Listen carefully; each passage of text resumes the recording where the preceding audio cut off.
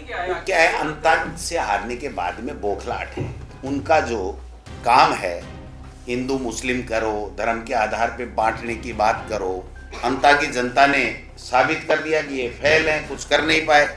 तो अब दूसरे इस तरीके के मनगढ़ंत मुद्दे ला करके और कोसने का काम कर रहे हैं। गोविंद डोटासरा तो उनका प्रिय सब्जेक्ट है, आरएसएस और बीजेपी का प्रिय सब्जेक्ट राजस्थान में गोविंद डोटासरा ही है, इसलिए मैं तो तैयार हुई उनके लिए। पत्रकार बंधुओं का प्रदेश कांग्रेस कमेटी के इस पवित्र प्रांगण में स्वागत है, अभिनंदन है। मेरे साथ में हमारे नेता प्रतिपक्ष टीकाराम जूली साहब हैं, हमारी एआईसीसी की प्रवक्ता साधना भारती जी हमारे बीच में हैं, संगठन महासचिव हैं प्रतीक जी हैं, स्वर्णिम जी हैं, हमारे मीडिया के चेयरपर्सन हैं। आज हम एक एआईसीसी की तरफ से राष्ट्रीय प्रतिभा खोज टैलेंटेड लोग एआईसीसी में प्रदेश कांग्रेस कमेटी में प्रवक्ता के पद पे काम करें, उसकी एक खोज के लिए एक पोस्टर विमोचन भी हो रहा है और एक टाइम टेबल हम आपके सामने रखेंगे, जिसमें आज से शुरू होकर के वो 16 दिसंबर को कार्यक्रम संपन्न होगा। प्रदेश कांग्रेस कमेटी ने सभी संभागों में प्रभारी लगा दिए गए हैं, जिला कांग्रेस कमेटियों का सहयोग लेंगे और संभाग में और जिला स्तर पर जाकर के ऑनलाइन फार्म भरेंगे, कोई ऑफलाइन भी भर सकता है, बट मोस्टली ज़्यादातर हम लोग ऑनलाइन जो एक क्यूआर कोड दिया गया है उसके माध्यम से एक फॉर्म उनके सामने आ जाएगा। जो ही क्यूआर कोड को स्कैन करेंगे तो उसमें वो लोग भरेंगे और उसके बाद में उनका व्यक्तिगत साक्षात्कार 9 दिसंबर और फिर 16 दिसंबर को वो संपन्न होगा। इसके पीछे मंशा एक ही है एआईसीसी की तरफ से कि जो हमारी कांग्रेस पार्टी की आइडियोलॉजी में विश्वास करता है, कांग्रेस पार्टी में सक्रिय रूप से अपना योगदान देना चाहता है, काम करना चाहता है, जिसमें अच्छा टैलेंट है लेकिन वो दिल्ली तक पहुंच नहीं पाता या प्रदेश कांग्रेस कमेटी तक पहुंच नहीं पाता, उनको एक अवसर प्रदान किया गया है और अच्छे लोगों का चयन इसके माध्यम से अखिल भारतीय कांग्रेस कमेटी करना चाहती है। जो एआईसीसी में भी इनको दायित्व दिया जाएगा और प्रदेश कांग्रेस कमेटी के लिए भी यह चयन होगा। जो पहले से प्रवक्ता काम कर रहे हैं वो भी इसमें पार्टिसिपेट करेंगे और नए लोग भी करेंगे। तो नई एक खोज है कांग्रेस पार्टी के लिए काम करने के लिए प्रवक्ता के तौर के ऊपर। तो ये कार्यक्रम हम सब आपके बीच में लेकर के आज आए हैं। विस्तार से जो भी आपका इससे संबंधित कोई बात होगा तो साधना जी का जब नंबर आएगा तो वो बताएंगे। तो आज मैं समझता हूँ कि यही एक प्रमुख मुद्दा है जिसके लिए आपको तकलीफ दी गई है। बाकी कोई मूल रूप से तो आज की प्रेस कॉन्फ्रेंस का यही आशय है। फिर भी कोई आपका कोई अति महत्वपूर्ण सवाल होगा तो हम आखिरी में ले लेंगे, कोई चिंता वाली बात नहीं। आप आए हो तो आपका काम भी होना चाहिए और हमारा काम भी होना चाहिए। तो मैं जूली साहब से रिक्वेस्ट करूंगा कि वो इसके बारे में अपनी बात रखें और फिर विस्तार से ये क्या है, किस प्रकार प्रक्रिया रहेगी, कब कब रहेगी, ये साधना भारती जी आपको बताएंगे।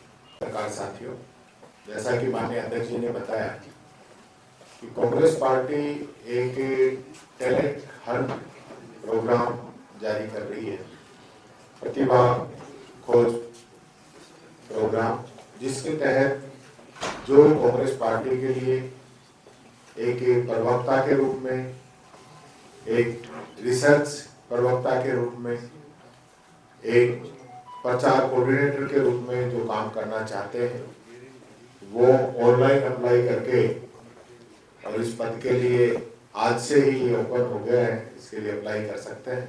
और उसके बाद पूरी प्रक्रिया है, उनका इंटरव्यू भी होगा, उनका चयन होगा।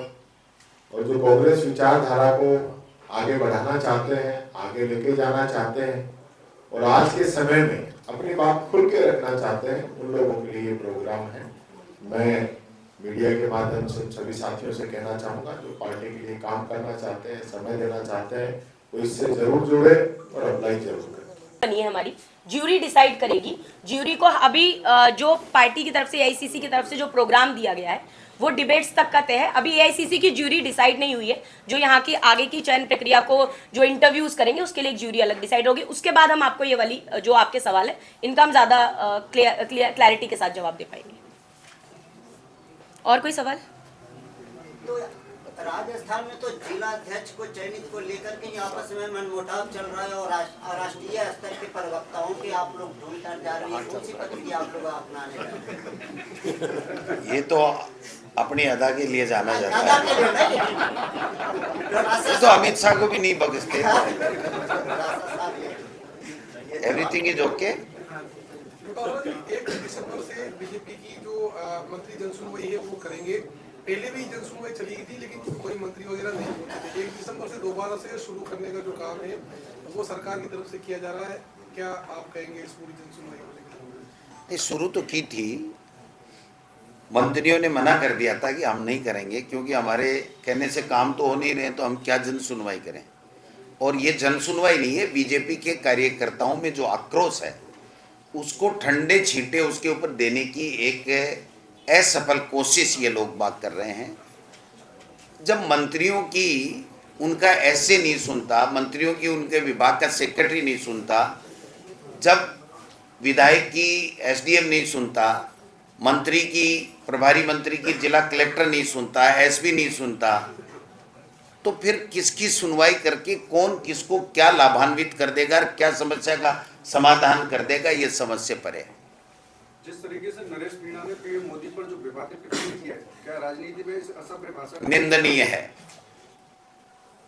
और नरेश मीणा पर और आप क्या कहना चाहते हैं? इस तरीके के असभ्य भाषा का उनका बड़ा ही ट्रैक रिकॉर्ड रहा है। मेरे और भी बहुत काम है। देखिए, आपके किसी बयान को लेकर के जो मंत्री हैं सरकार के, वो लगातार प्रेस कॉन्फ्रेंस करके कह रहे हैं कि आपने धर्मांतरण को लेके ये कह दिया, ये कह दिया। आपका कोई बयान सामने तो आया नहीं है, इसमें सच्चाई क्या है? क्या है, अंतर से हारने के बाद में बौखलाहट है और चीर परिचित उनका जो काम है, हिंदू मुस्लिम करो, धर्म के आधार पे बांटने की बात करो, तुष्टीकरण की बातें करो और कर करा के अपनी खाल बचा लो।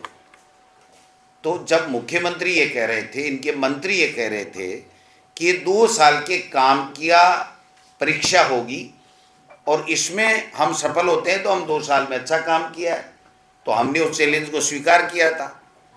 अब वो 2 साल का उनका फेलियर जनता ने साबित कर दिया कि ये फेल है, कुछ कर नहीं पाए। तो अब दूसरे इस तरीके के मनगढ़ंत मुद्दे ला करके और कोसने का काम कर रहे हैं। गोविंद डोटासरा तो उनका प्रिय सब्जेक्ट है, आरएसएस और बीजेपी का प्रिय सब्जेक्ट राजस्थान में गोविंद डोटासरा ही है, इसलिए मैं तो तैयार हुई उनके लिए। क्या कहीं आपने कोई बयान दिया था क्या ऐसा? तो उनको पूछो ना, उनको पूछो कि कहाँ है वो बयान और क्या दिया था और क्या आप इसके ऊपर कहना चाहते हो। बीजेपी पीठ देखने वालों से मेरा आग्रह आपके माध्यम से कि उनसे वो बयान लिया जाए और अन्यथा उनकी बकवास को नहीं चलाया जाए। राजस्थान में क्या कहेंगे? हैं? राजस्थान में सीएस को बदल दिया गया है, क्या कहेंगे आप? तो बदलने की तो हम तो पहले से कह रहे हैं, बड़ी पर्चियां भी बदलेंगी। अब शुरुआत हो गई है तो आशा करो बड़ी पर्चियां भी बदलेंगी। वो कह रहे हैं, एक ने कहा कि मैंने उसका पत्ता काट दिया, दूसरे ने कहा मैंने उसका पत्ता काट दिया, और ये सब मिल मिला के कहीं बड़ी पर्ची का पत्ता नहीं काटते हैं, ये चिंता लगी हुई है राजस्थान को।